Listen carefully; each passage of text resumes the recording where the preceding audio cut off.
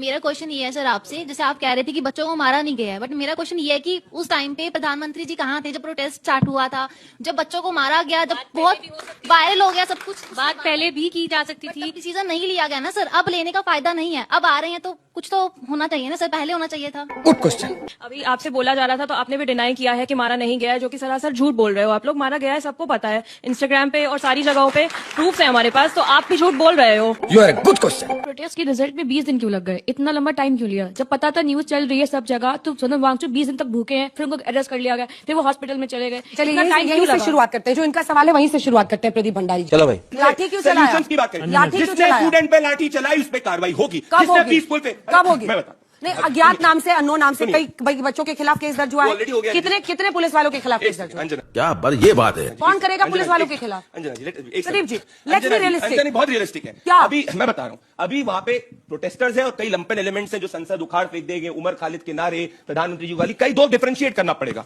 Sir Sonam Wangchuck जी ने भी कहा वायलेंस नहीं है, हम सबने देखा वायलेंस हुआ है। एक बार ये पूरी की चीज को करने दीजिए, अपने आप कार्रवाई होगी, हम किसी को नहीं छोड़ेंगे। जिसने कोई भी पीसफुल प्रोटेस्टर के खिलाफ कोई भी गलती करिए उस पर एक्शन होगा। जालिम को जो न रोके वो शामिल है जुल्म में, कातिल को जो न टोके वो कातिल के साथ है।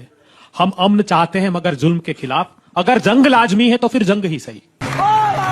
आप बताइए, छात्रों को सिर्फ पेपर लीक एक मसला नहीं है, पूरे विश्व में एक उदाहरण बताइए कि छात्रों ने अगर न्याय की मांग की हो तो बर्बरता से पैलेट गन से मारा।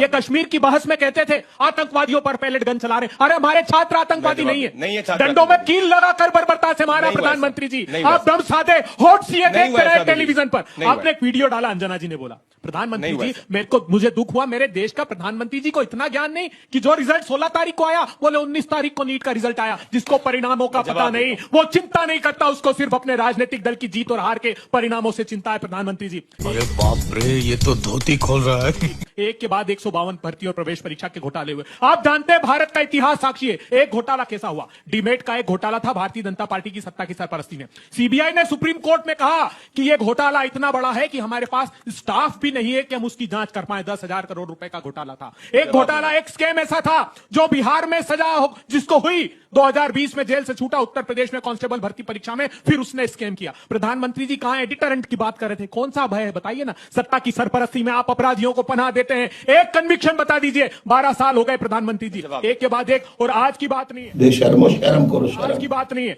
जब से आपने शपथ ली प्रधानमंत्री जी उसके बाद से पेपर लीक होना प्रारंभ हो गए। आप 2015 से मेरे पास सूची पड़ी है, 10वीं और 12वीं के सीबीएसई के पेपर लीक हुए, एसएससी सही पकड़े हैं, एसएससी के पेपर लीक हुए, नीट के पेपर। मुझे क्रेडिट नहीं चाहिए। बिहार में क्या हुआ? बिहार में तो यह हुआ कि पुलिस ने पकड़ा कि 68% जो पेपर प्रश्न पत्र हैं वो नीट की एग्जाम के हैं। ये पकड़ा, ये रिकॉर्ड पर है। धर्मेंद्र प्रधान ने प्रेस कॉन्फ्रेंस लेकर कह दिया नहीं परीक्षा निरस्त नहीं होगी, कोई पेपर लीक नहीं हुआ। ये कहते हैं सुप्रीम कोर्ट का फैसला। अरे सुप्रीम कोर्ट इन्वेस्टिगेटिव एजेंसी नहीं है साहब, जो तुम शपथ पत्र देते हो वही सुप्रीम कोर्ट को कहना पड़ता है, क्योंकि वो इन्वेस्टिगेशन नहीं करती, वो प्रोसिक्यूशन जो तुम्हारा जो शपथ पत्र देगा वही निर्णय लेगा। इस देश के भविष्य को बेचने वाली सरकार को ये देश बर्दाश्त नहीं करेगा। अब छात्रों, आप गूगल करके देखिएगा, 8 दिन पहले तक सोनम वांगचुक को ये चीनी एजेंट बता रहे थे, और आज सोनम वांगचुक जी, तुम्हें शर्म है? कुछ शर्म आया है? सोनम वांगचुक जी 6 महीने बाद जेल से छूटे। किसने जेल में डाला? क्या कह रहे थे तब? ये उनका कल का बयान क्या था? क्या कह रहे थे कि चीनी एजेंट है ये चीनी। देखिए चुप रहिए, आपके बीच में नहीं बोला। एक बिटिया को देखा हमने कि उसने ऐसी जगह डंडा मारा जिसको मैं व्यक्त भी नहीं कर सकता। गलत है, मां की गलत है, पर साथ में मुझे बताओ। नहीं, आप झूठ बोल रहे हो। से मारा, वहां पे आप मुझे पूरे बताओ। देश ने देखा। लेकिन आज के जो चाणक्य हमारे गृह मंत्री हैं, भारत के गृह मंत्री, इतना अहंकारी इंसान तो भारत में आज तक किसी ने देखा ही नहीं। सीधे जाओ जंतर मंतर, जो बच्चियां जिनको पीटा गया, आपने एक वीडियो चल रहा है कि डंडे से उसके बैक पे एक बहन के मारा जा रहा है। कपड़े फाड़ने का परमिशन दिल्ली पुलिस को किस पुलिस की ट्रेनिंग में दिया गया? क्या बात कर रहे हो आप कह रहे हो वो सारे बच्चे प्रदीप जी, आप इस बात से इनकार नहीं कर सकते हैं कि बच्चों के साथ पुलिस की ज्यादतियां हुई है। आप नहीं इनकार कर सकते। नहीं कर रहा, बच्चों के साथ जो व्यवहार हुआ है उसके लिए कौन? और देखिए, इस बच्चे ने कुछ देर पहले एक सवाल किया था जब आप लोग नहीं पहुंचे थे। उसने सवाल बड़ा सही किया था कि अगर हम लोग ये आंदोलन नहीं करते तो आप लोग कुछ नहीं करते, बस टेलीग्राम बैन करके और चुप रह जाते।